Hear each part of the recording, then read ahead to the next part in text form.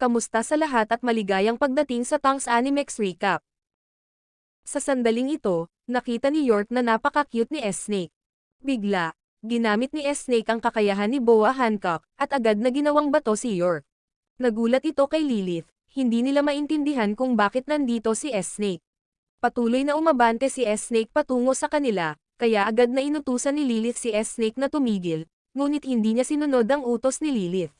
Nagtaka ito kay Lilith kung bakit hindi nakikinig si S-Snake sa kanya. Biglang nagsimulang umatake si S-Snake sa kanila. Natakot sila at tumakbo palayo. Samantala, inatake rin si Shaka ng laser ni Esper.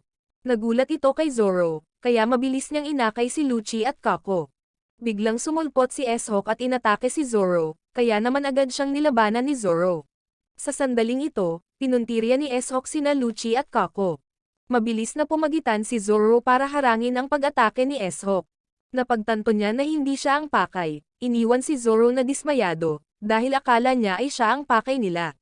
Sa sandaling ito, napagtanto ni Zoro na sinusubukan nilang alisin sina Lucci at Kako, kaya agad na dumating si Luffy upang tulungan si Zoro.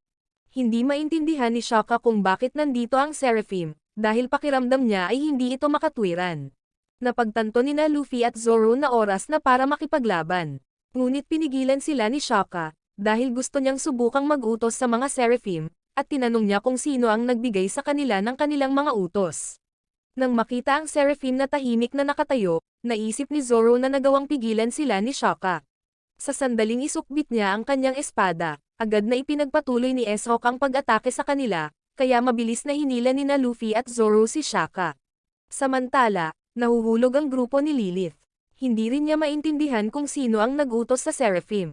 Sa kabutihang palad, ang sapatos ni Vegapunk ang tumulong sa kanila na lumipad, ngunit naunang bumagsak ang ulo ni Usopp sa lupa.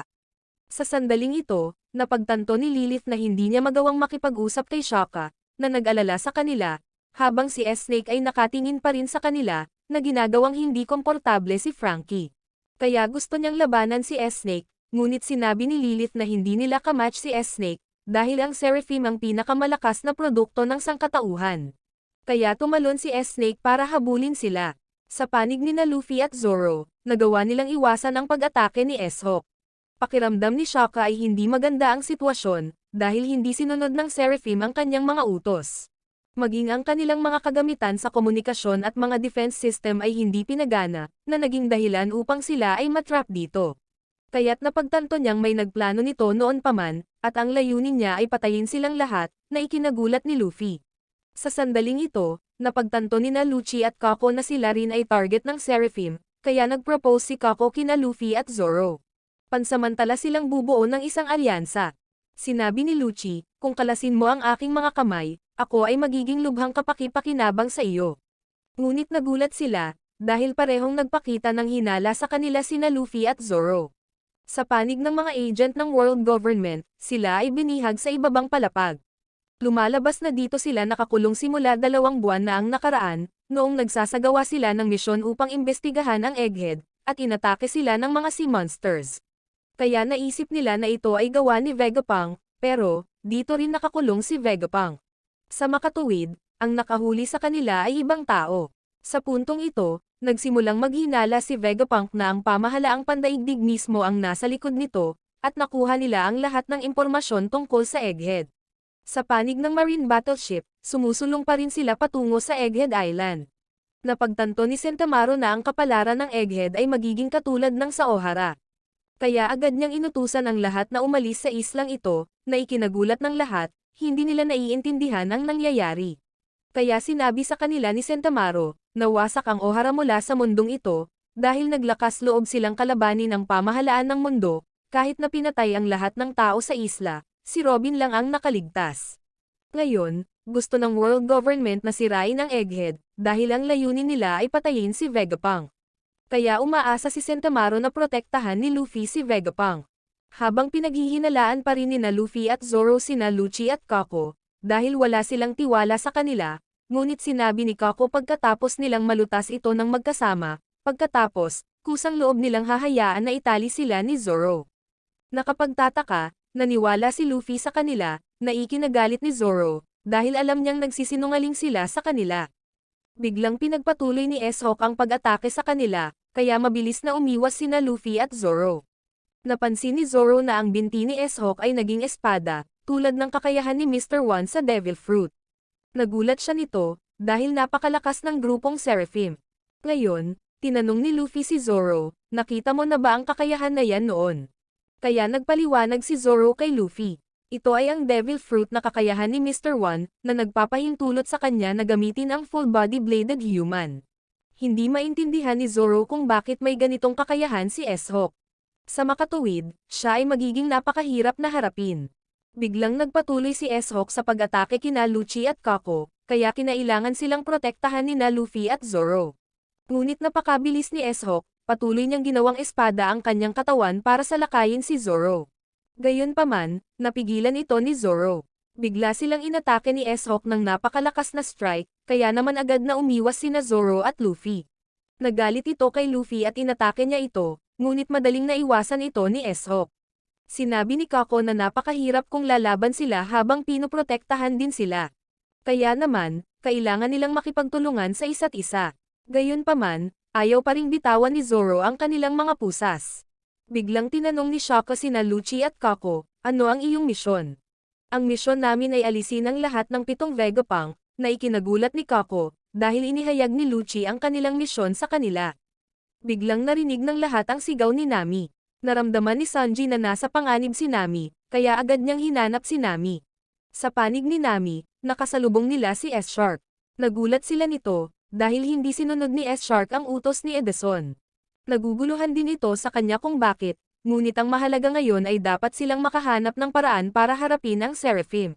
Kaya hindi rin alam ni Edison ang gagawin. Biglang nagsimulang salakayin sila ni S-Shark. Nakaisip agad ng plano si Edison, kailangan nilang tumakas kaagad. Sa panig naman ni Lilith, kaharap nila si S-Snake, kaya naghahanda na rin sila sa laban. Napagtanto ni Zoro na nasa panganib ang lahat ng 7 Vegapunk. Biglang ginamit ni Esber ang kakayahan ni Kuma, na ikinagulat ni Zoro. Habang si Kako ay labis na nag-aalala at sinabihan silang makinig sa kanya, hiniling ni Luffy kay Shaka na ibigay sa kanya ang susi, sa gayon, mabuksan niya ang kanilang mga pusas. Sinabi ni Shaka kay Luffy, tulungan mo kaming protektahan si Stella, okay ba? Kaya pumayag agad si Luffy. Sa sandaling ito, pinayuhan ni Luffy si Lucci, pagkatapos nating ayusin ito, wag mo lang puntiryahin ang mga kaibigan ko, dahil hindi mo ako matatalo. Kaya agad namang pumayag si Lucci, dahil ang pinakagusto niyang patayin ay si Luffy. Samantala, pinipiga pa rin ni Esber ang hangin. Kaya, inatake niya sila ng napakalakas na strike, na naging sanhi ng pagsabog ng pasilidad ng pananaliksik ni Vegapunk. Nakakagulat, nagawa ni Luffy na i-unlock ang mga poses para kay Lucci at Kako sa oras, kaya agad na ginamit ni Luffy ang Gear 4. Nagpa siya sina Luffy at Lucci na magsama-sama upang labanan si Esber, habang sina Zoro at Kako ay nakipagtulungan upang labanan si S-Hawk. Agad nila itong inatake ng sabay, dahilan para matamaan si S-Hawk. Sa panig nina Lucci at Luffy, agad nilang inatake si Esber sa kanilang pinakamalakas na pag-atake, kaya't parehong pinalipad si Esber at S-Hawk sa pader. Sa sandaling ito, sa isa pang isla sa New World, sa loob ng isang bar sa Elbaf, mayroong isang higanteng batang lalaki na gustong makipagsapalaran kasama si Shanks, ngunit tinanggihan siya ni Shanks. Nagpatuloy ang bata sa paghiling kay Shanks na isama siya, dahil naniniwala siyang magiging isa siyang napakalakas na pirata. Gayunpaman, tinukso siya ni Shanks at tumanggi. Biglang nakatanggap ng abiso si Shanks, inatake sila ng isang kalaban, na labis na ikinatuwa ng mga tauhan ni Shanks. Si Kid pala ang kalaban nila, pero sobrang inis ang naramdaman ni Shanks, dahil papalaot na sila. Kaya't nagpa siya si Shanks na mabilis na harapin ang mga ito. Nakilala ni Ben Beckman na gustong pumunta dito ni Kid para maghiganti kay Shanks, dahil pinutol niya ang isa sa mga braso ni Kid. Nang makita si Shanks na naghahanda para sa labanan, labis na nasasabik ang higanteng bata. Sa sandaling ito, nakasalubong ni Shanks sina Dory at Brogy. Gusto rin pala nilang lumaban kasama si Shanks, na ikinatuwa nila. Kaya hinanap ng mga pangunahing miyembro ng Red Hair Pirate si Kid, at bibigyan ni Shanks si Kid ng dalawang pagpipilian. Ito ay maaaring labanan siya, o iwanan ang Poneglyph at tumakbo. Sa sandaling ito, nakikipaglaban si Kid sa mga tripulante ng Red Hair Pirates, na labis siyang nasasabik, dahil lahat sila ay kilalang-kilalang mga pirata. Habang si Shanks ay nakarating na sa baybayin, na nagpapasaya sa kanyang mga tauhan. Sa sandaling ito, binalaan ni Killer si Kid. Noong nakaraan na hindi nila nakayanan ang pinuno ng Red Hair Pirates, natalo sila, pati si Kid nawalan ng braso. Kaya sa pagkakataong ito, kapag natalo sila, mawawalan sila ng buhay. Ngunit labis na nasa sabik si Kid, at nagpa siya pa rin siyang labanan si Shanks. Ngayon, sina Luffy at Lucci ay sinalakay si Esber kasama ng isang napakalakas na welga, na nagpalipad sa kanya sa pader. Pero hindi pa rin natatalo si Esber, kaya agad niya silang pinaputukan ng laser. Samantala, sina Zoro at Kako ay nakikipaglaban kay S-Hawk. Patuloy na naiiwasan nina Luffy at Lucci ang mga laser ni Esber, at sabay nilang pinagpatuloy ang pag-atake sa kanya. Samantala, iniiwasan din nina Zoro at Kako ang mga pag-atake ni S-Hawk, kaya agad siyang sinugod ni Kako. Mabilis ding inatake ni Zoro si S-Hawk, dahilan para matumba ito sa lupa. Sa sandaling ito, sinuntok nina Luffy at Lucci si Esber ng sabay-sabay, dahilan para lumipad siya. Nakita ni Shaka na pagod ang lahat. Akala nila ay hindi na makakabangon ang dalawang Seraphim na ito. Sinabi kaagad sa kanila ni Shaka, ang mga Seraphim ang pinakamalakas na anyo ng mga tao, kaya hindi natin sila maaaring maliitin. Bigla namang tumayo sina Esber at S-Hawk, na ikinagulat ng grupo ni Luffy, hindi nila maintindihan kung paano patuloy na bumangon ang Seraphim. Naalala ni Zoro ang pakikipaglaban kay King sa Wano, na may apoy din sa kanyang likod na katulad ng Seraphim. Ipinaliwanag ni Shaka na ang kanyang pangalan ay Albert, isang miyembro ng tribong Lunarian. Dati, si Albert ay isang subject ng eksperimento sa Punk Hazard, ngunit siya ay iniligtas ni Kaido. Natuklasan pala ni Kaido na si Albert ay isang miyembro ng tribong Lunarian, at si Albert ay may tibay na malayo sa mga ordinaryong tao. Matapos iligtas ni Kaido si Albert mula sa laboratorio, pinalitan niya ang kanyang pangalan ng King. Sinabi ni Shaka na ang lahat ng Seraphim ay nilikha mula sa bloodline ng tribong Lunarian. Kaya binalaan ni Zoro ang grupo ni Luffy. Dapat silang mag-ingat sa mga apoy sa likod ng mga Seraphim. Ang kanilang mga pag-atake ay magiging epektibo lamang kapag ang apoy ay napatay. Habang ang apoy ay nagninangas, sila ay hindi magagapi. Sa sandaling ito, naalala ni Zoro ang pakikipaglaban nila kay King. Nahirapan siyang kalabanin, pero sinisi agad ng grupo ni Luffy si Zoro, dahil hindi niya ito sinabi sa kanila kanina. Biglang umalis si Shaka, dahil nahulaan niya ang lokasyon ni Vegapunk. Ngunit agad na inatake ni S-Hawk si Shaka, kaya mabilis na napigilan ni Zoro ang pag-atake upang tulungan siya, at pinakiusapan sila ni Shaka na hawakan ang mga bagay dito. Sa panig naman ni Nami, hinahabol pa rin sila ni S-Shark. Biglang nakita ni Brook na nawala na si S-Shark, pero agad din itong sumulpot sa harapan nila, at sinuntok niya si Edison, pinalipad siya sa pader, na nag-alala kay Nami at Brook.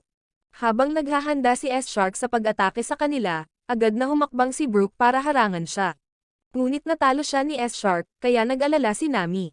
Nakita niya na si S-Shark ay kahawig ni Jimbei, at para siyang bata, kaya hindi siya nagawang atakihin ni Nami. Agad namang sinabihan ni Zeus si Nami na huminahon, dahil hindi siya si Jimbei. Sabi ni Zeus, ako ang iyong kakampi, sama-sama tayong lalaban. Dahil doon ay kumalma si Nami, kaya agad na tumakbo si Nami para salakayin si S-Shark. Tiniyak niya sa sarili na hindi siya bata, dahil isa lang siyang killing machine. Pagkatapos, hinagis ni Nami si Zeus kay S-Shark, dahilan para makuryente si S-Shark. Biglang nakita siya ni Brook na bumagsak sa lupa, kaya mabilis niyang isinabit ang ulo niya para alalayan si Nami. Ngunit muling lumitaw si S-Shark sa harapan ni Nami, na ikinagulat ni Zeus, dahil walang epekto ang kanyang pag-atake, kaya nahuli si Nami ni S-Shark. Sa kabutihang palad, dumating si Sanji sa tamang oras, at agad niyang sinipa si S-Shark ng napakalakas na hampas, dahilan para lumipad siya. Sa kabutihang palad, hindi nasugatan si Nami, ngunit bumangon pa rin si S-Shark pagkatapos ng pag-atake na iyon, na ikinatuwa ni Sanji. Sa panig ni Lilith, ang kanyang grupo ay nakaharap laban kay S-Snake.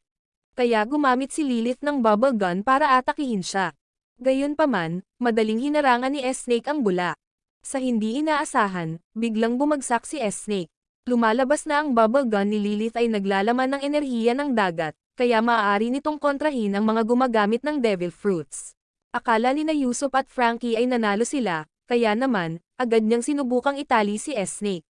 Sa hindi inaasahan, agad na inatake ni S-Snake si Frankie. Napagtanto ni Lilith na ang bula ay dumampi lamang sa kanyang braso, kaya hindi ito masyadong epektibo. Habang si S-Snake naman ay galit na galit, at agad siyang nagpaputok ng laser sa kanila. Biglang sumulpot si Frankie sa likod ni S-Snake, at gumamit siya ng bula para ipin si S-Snake sa lupa, dahilan para humina si S-Snake at hindi makagalaw. Biglang sumigaw si S-Snake at sinabing, sobrang nasaktan ako, kaya naman, agad na inilabas ni Frankie ang bula. Sa hindi inaasahan, siya ay agad na ginawang bato ni S-Snake, na nag-alala kay Yusuf. Patuloy na pumutok ng mga bula si Lilith kay S-Snake, ngunit nagawa niyang iwasan ang mga ito, at agad na ginamit ni S-Snake ang kanyang cuteness, na nakakabighani kina Lilith at Yusuf, at sila ay ginawang bato ni S-Snake. Kaya natalo ni S-Snake ang grupo ni Lilith. Sa oras na ito, hinahanap ni Shaka si Vegapunk sa ibabang silid. Bigla niyang nakita na maraming Cypherpol ang nakakulong dito. Nagulat ito, at nakita rin niya si Vegapunk, kaya tinanong agad ni Shaka kung sino ang nakahuli sa kanya. Ang pagkakita kay Shaka ay nagpaginhawa kay Vegapunk. Nang ilalabas na ni Shaka si Vegapunk, agad siyang binaril, dahilan para bumagsak si Shaka, kaya nawalan din ng pag-asa ang mga Cypherpol. Biglang bumaba yung bumaril kay Shaka. Agad na nakakagulat kay Vegapunk. Sa sandaling ito, ang mga barkong pandigma ng Marine ay patungo pa rin sa Egghead. Nagtaka si Kizaru, gaano katagal bago nila marating ang Egghead. Kaya napagdesisyonan niyang mag-light snack muna. Samantala, naghihintay pa rin si Saturn at nasasarapan sa kanyang inumin. Sa panig ni Stacy, ipinapaalam niya kay Sentamaro ang tungkol sa pagdating ng mga Marines dito. Nagulat ito kay Sentamaro dahil darating din si Kizaru. Napagtanto niya na determinado ang world government na patayin si Vegapunk, dahil alam nilang sinasaliksik ni Vegapunk ang mga ipinagbabawal na lihim ng Ohara, at maaaring lumikha ang Egghead ng Seraphim upang labanan ang world government. Matapos marinig ang usapan ni Sentamaro at Stacy, nagulat ang lahat, dahil totoo ang mga Marines na gustong sirain ang Egghead tulad ng Ohara. Kaya't sinabi ni Sentamaro sa lahat na mabilis na umalis sa Egghead, na naging sanhi ng takot na tumakas sila. Sa sandaling ito, hindi alam ni Sentamaro kung paano ito lulutasin ni Vegapunk. Sa panig ni Vegapunk, unti-unting lumilitaw ang misteryosong figura, na ikinagulat niya. Samantala, ang grupo ni Frankie ay ginagawang bato pa rin ni S-Snake. Kaya hindi niya alam kung paano ito aalisin, ngunit naigagalaw pa rin ni Frankie ang kalahati ng kanyang katawan. Biglang nakita ni S-Snake si Pythagoras, kaya nag-alala siya. Kaya't nilapitan ni S-Snake si Pythagoras, at agad niya itong pinagdurog-durog. Nagalit ito kay Frankie, ngunit hindi siya makalaya upang iligtas si Pythagoras. Sa panig ni Chopper at Robin, napagtanto nilang ang Seraphim ay nagdudulot ng kaguluhan, dahil nakarinig sila ng pagsabog sa malapit. Hindi alam ni Robin kung may iba pa ba dito na maaaring mag-utos sa mga Seraphim. Habang nag-aalala si Chopper kay Nami, sinabi ni Robin na pumunta si Sanji para tulungan siya, kaya hindi niya kailangang mag-alala, at kailangan nilang mahanap agad si Vegapunk. Biglang naalala ni Atlas na may isang lihim na silid na nakalock, kaya naman, nagpa siya silang pumunta doon upang tingnan ito. Sa panig ni Sanji, kaharap niya si S-Shark para iligtas si Nami, dahil hindi siya papayag na may manakit kay Nami. Samantala, nag-aalala si Nami kay Edison, kaya ginamit agad ni Brook ang kanyang kapangyarihan ng Devil Fruit para hanapin si Vegapunk. Biglang lumubog si S-Shark sa lupa at nawala. Agad niyang sinubukang palihim na atakehin si Nami, ngunit napigilan ni Sanji ang suntok nito, ginamit pa ang mukha nito para harangin ang suntok. Sa panig ni Zoro, lumalaban pa rin siya kay S-Hawk, ngunit napakalakas ni S-Hawk, patuloy niyang sinasalungat ang mga atake ni Zoro. Samantala, ginamit ni Luffy ang kanyang maapoy na pamamaraan ng suntok upang atakehin si Esper, na naging sanhi ng pagyanig sa silid ng pananaliksik. Ngunit napagtanto nilang hindi pa rin nila natatalo ang dalawang Seraphim na ito, dahil kailangan muna nilang patayin ang apoy sa kanilang mga likuran. Biglang nalaman ni Luffy na nawala si S-Hawk. Sinabi ni Lucci na si S-Hawk ay nagbago ng mga target, at si Lucci ay nag-isip na ang namumuno sa Seraphim ay inuuna ang pagpatay sa mga mahihina. Yan ang mindset ng cold-blooded na mga katulad nila. Kaya nagpa siya si Zoro na habulin si S-Hawk. Agad namang pinakiusapan ni Luffy si Kako na suportahan siya, na ikinagalit ni Kako. Biglang nagpatuloy si Esper sa pag-atake sa kanila. Kaya sinipa siya ni Luffy, dahil siya ang kanyang kalaban. Agad namang sinabi ni Lucci kay Luffy na hindi niya ito kayang labanan ng walang plano, ngunit patuloy na sinasalakay ni Luffy si Esper. Sa hindi inaasahan, Patuloy na tumayo si Esber na ikinagulat ni Luffy. Sa panig ni Bonnie, sobrang sakit ang nararamdaman niya, dahil nakita niya ang nakaraan ni Kuma. Sa sandaling ito, nabigla si Vegapunk, dahil nakita niya kung sino ang humuli sa kanya. Bumalik ang panahon 3 buwan na ang nakalipas sa Mary Schwartz. Sa sandaling ito, may nakapagpaalam sa pamahalaang pandaigdig, na sinasaliksik ni Vegapunk ang Void Century. Kaya nagpadala ang world government ng mga agent ng Cypherpol dito, ngunit wala silang nakitang ebidensya mula kay Vegapunk. Nang umalis ang mga agent ng Cypherpol, pagkatapos, inatake sila ng mga halimaw sa dagat, na naging sanhi ng paglubog ng kanilang barko sa dagat, at nawala ang mga agent ng Cypherpol. Kaya agad na nagtipon ang mga matatanda. Inakala nila na iniimbestigahan ni Vegapunk ang Void Century, na nagpapakita na balak niyang ipagkanulo ang world government. Agad na nagpasya ang mga matatanda na patayin si Vegapunk, at ipinadala muna nila ang CP0 sa Egghead. Maging ang isa sa mga matatanda, si Saint Saturn, ay pumunta din sa Egghead, at ipinagkatiwalan niya kay Admiral Kizaru ang pag-escort sa kanya. Kaya naghanda ang mga marino para sa isang malaking paparating na labanan. Sa hindi inaasahang pagkakataon, dumating din sa Egghead ang pirate crew ni Luffy, ang Straw Hat Pirates. Ito ay nagpagalit kay Akainu, dahil si Luffy ay patuloy na nagdulot ng kaguluhan para sa mga marino. Pagkatapos, lumaban si Luffy laban sa CP0 para iligtas ang Egghead. Naging kakampi pa ang CP0 kay Luffy. Ang balitang ito ay nagulat sa buong mundo. Sa sandaling ito, ang misteryosong figura ay nakatutok pa rin ng baril kay Vegapunk, na ikinagulat niya, at binuksan niya ang hole ni Vegapunk. Si York pala ang nagtaksil sa kanya. Biglang sinabi ni York, magiging Celestial Dragon ako, na ikinagulat ni Vegapunk. Hindi niya maintindihan kung bakit gusto ni York na maging bahagi ng kasuklam-suklam na grupong iyon. Gayunpaman, tinawanan siya ni York at sinabing, lahat tayo ay Vegapunk, ngunit isang tao lang ang kailangan na Vegapunk. Lumalabas, ilang oras na ang nakalipas, lihim na tinipon ni York ang Seraphim, at sinabi niya sa kanila na, gusto ng world government na patayin si Vegapunk at siya. Nagalit ito sa kanya, kaya gusto niyang tulungan siya ng Seraphim sa gawaing ito, at isinara niya ang defense system ng laboratorio na ito. Inutusan ni York ang Seraphim na patayin ang lahat dito. Ngunit upang pigilan silang mapagtanto na siya ang taksil, inutusan ni York si S-Snake na gawing bato muna siya, at pinlano niya ang lahat para sa Seraphim. Samantala, inutusan ni Sentamaro ang mga pacifista na tulungan si Vegapunk. Ang lahat ng mga residente ay natatakot at umalis sa isla. Sa panig naman ni Kid, sobrang excited siya, dahil sa pagkakataong ito ay nagpasya siyang labanan si Shanks. Iniisip nila na maaari nilang talunin ang isa pang emperador, na nagpasaya sa kanila. Biglang sumulpot ang mga tauhan ni Shanks. Hindi raw magkakaroon ng pagkakataon si Kid na talunin ang kanilang kapitan, na ikinagalit ni Kid. Lumalabas na lahat sila ay mga pirata na kaalyado ni Shanks, at pinipigilan nila si Kid na makarating sa Pampang. Napagtanto ni Killer na lahat sila ay sikat na pirata sa mundo, kaya pinayuhan niya si Kid na huwag maliitin ang mga ito. Sa sandaling ito, naghanda si Shanks na makipagkita kay Kid. Nakita niyang pinipigilan ng lahat si Kid, kaya inutusan niya silang umatras, dahil ayaw ni Shanks na may masaktan. Ngunit sinabi ng mga tripulante na hindi nila hahayaang hawakan ng sinuman ang kanilang kapitan. Bigla din tumakbo palapit ang iba, dahil gusto nilang makipaglaban sa tabi ni Shanks. Ito ang nagpasaya kay Dory at Broggy. Ngayon, lahat ay gustong sumama kay Shanks, ngunit tinanggihan sila ni Shanks, dahil pupunta siya sa ibang lugar. Kaya nagsimulang humakbang si Shanks sa barko, ngunit inutusan niya ang lahat na alagaan ang kanilang sarili. Sa sandaling ito, sinabi ni Lucky na tutulungan niya si Shanks na talunin si Kid, ngunit nagbabala si Shanks na si Kid ay hinahanap na may bounty na 3 bilyong berry, kaya hindi niya maaaring maliitin si Kid.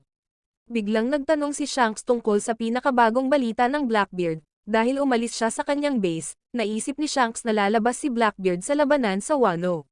Sa panig ni Kid, ginamit niya ang kanyang kapangyarihan ng Devil Fruit, at hinila niya ang lahat ng metal patungo sa kanyang sarili.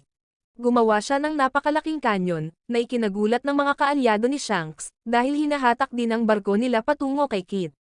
Kaya't naghanda si Kid na barilin sila, na ipinaramdam kay Shanks ang panganib, at nagpaputok si Kid ng napakalakas na laser beam. Agad niyang winasak ang mga kaalyadong barko ni Shanks, para pilitin si Shanks na magpakita at makipagkita sa kanya. Agad na napagtanto ni Shanks na ang lahat ay nasa panganib, kaya nag-aalala siya.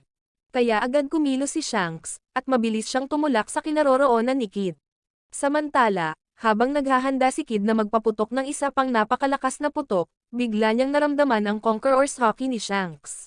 Pagkatapos, lumitaw si Shanks at inatake si Kid. Naging sanhi ito ng pagkabasag ng higanteng kanyon ni Kid, at si Kid ay itinulak ni Shanks, na nagdulot sa kanya ng matinding pinsala. Nakita niya si Shanks, at naalala ni Kid kanina ng kumpiyansa siyang nakikipag-usap kay Killer, na makukuha niya ang huling Poneglyph, at tiyak na siya ang magiging Pirate King.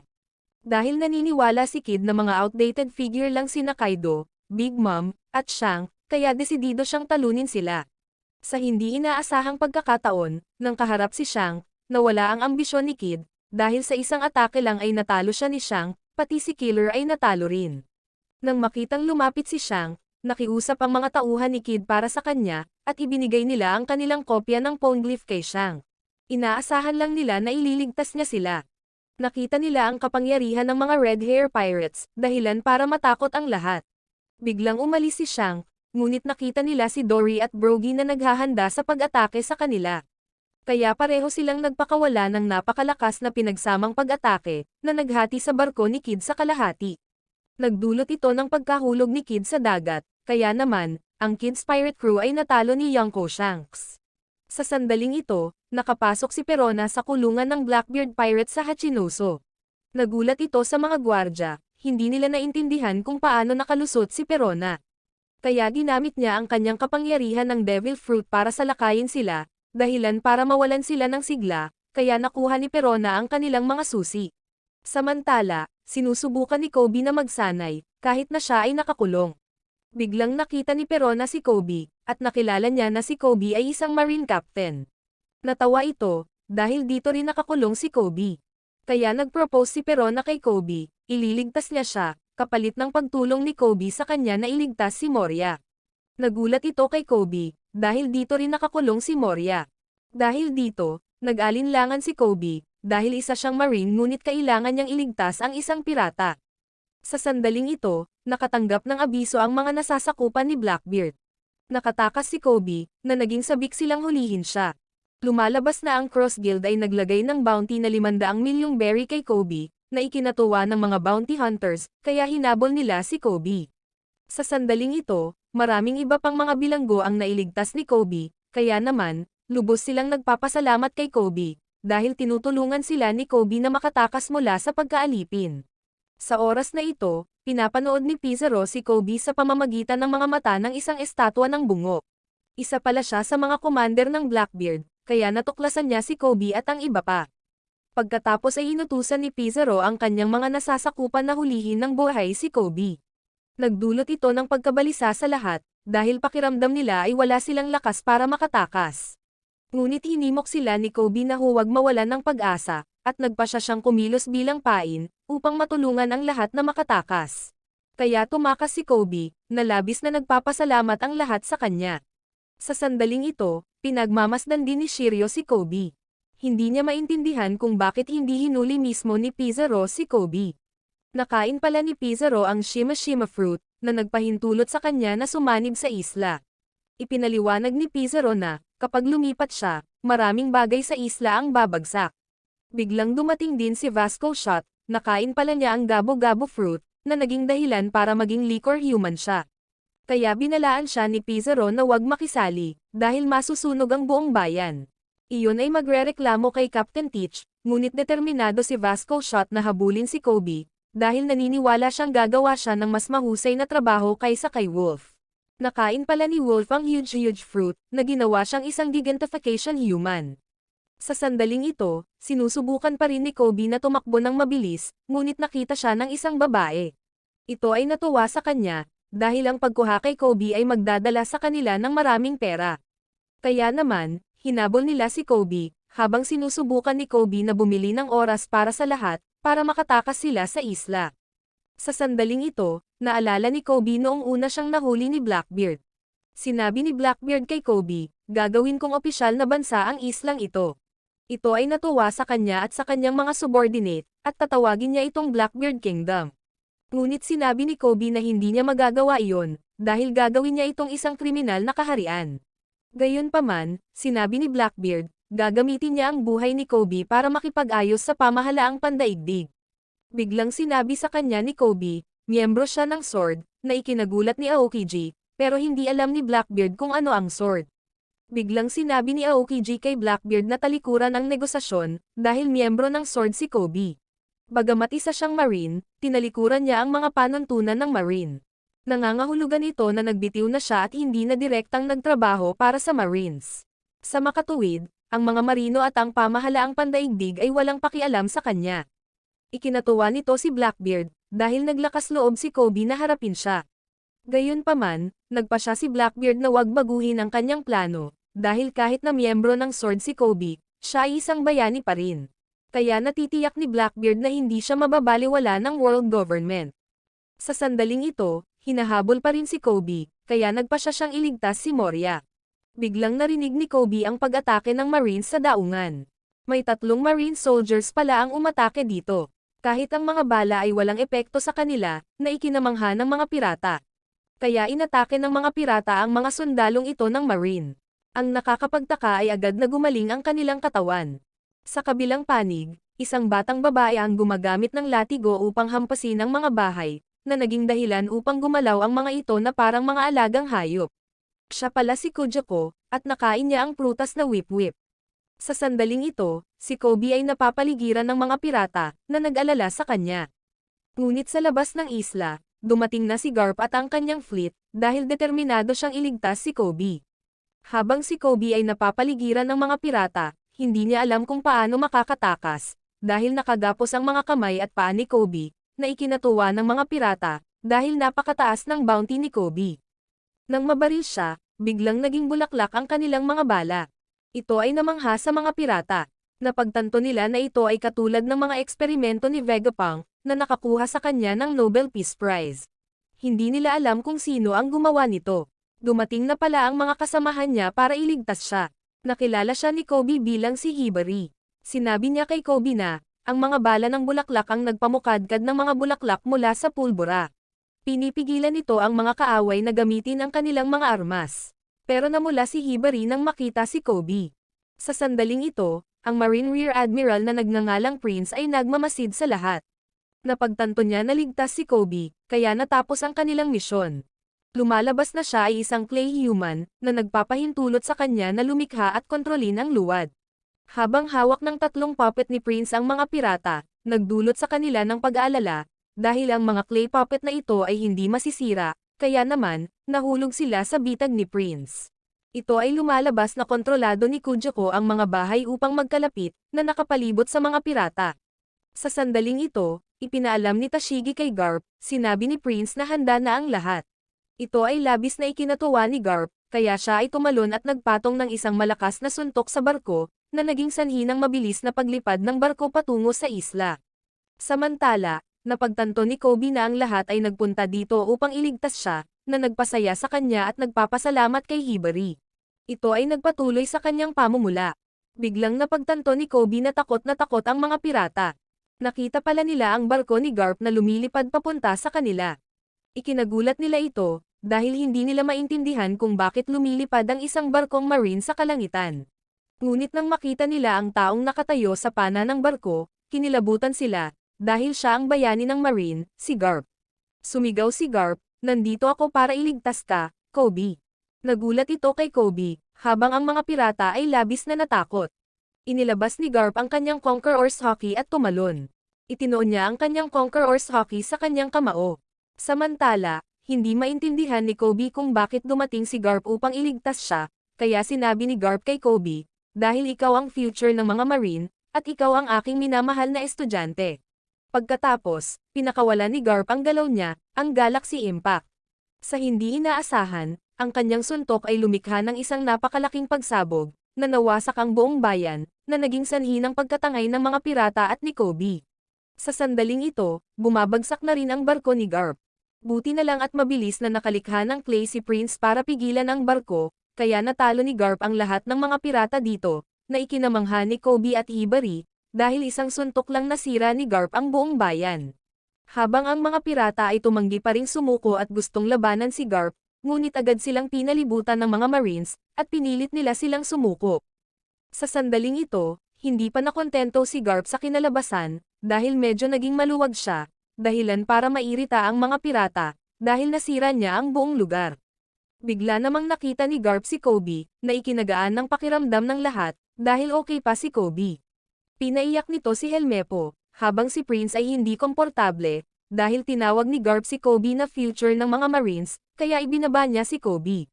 Sa sandaling ito, tuwang-tuwa ang lahat, dahil naiuwi nila si Kobe, na pinasaya si Kobe, dahil dumating ang lahat para iligtas siya. Samantala, hindi maintindihan ni Garp kung bakit hindi pa natatanggal ang mga kadena. Sinabi ni Hibari na hindi nila maalis ang mga kadena. Bigla, na-freeze si Hibari, kaya nagulat sina Garp at Kobe. Buti na lang at nasalo siya ni Kobe. Lumabas na pala si Aokiji, na nagiging sanhi ng pagtataka ng lahat. Kaya hiniling ni Kobe kay Aokiji na tunawin ang yelo para kay Hibari. Biglang tinawag ng mga pirata si Aokiji na kanilang kapitan. Kaya napagtanto ni Garp na hindi madaling maaalis ni Aokiji ang kanyang mga kakayahan. Ito ay lumalabas na pagkatapos ng labanan sa pagitan ni Akaino at Aokiji 2 taon na ang nakakaraan, upang makipagkompetensya para sa posisyon ng Fleet Admiral. Ngunit nabigo si Aokiji, kaya nagpasya siyang umalis sa Marines.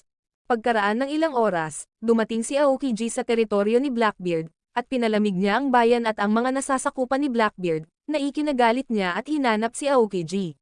Sa sandaling ito, pinilit siya ni Blackbeard na ipawalang bisa ang kanyang kapangyarihan sa Devil Fruit.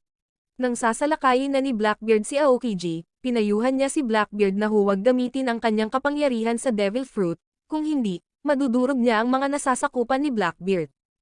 Maraming salamat sa panonood, sana nag-enjoy ka sa anime na ito. Mag-subscribe at pindutin ang notification bell upang updated ka lagi sa mga bagong video na mai-upload namin, at para makatutok sa higit pang Tagalog anime recap, magkita tayo sa susunod.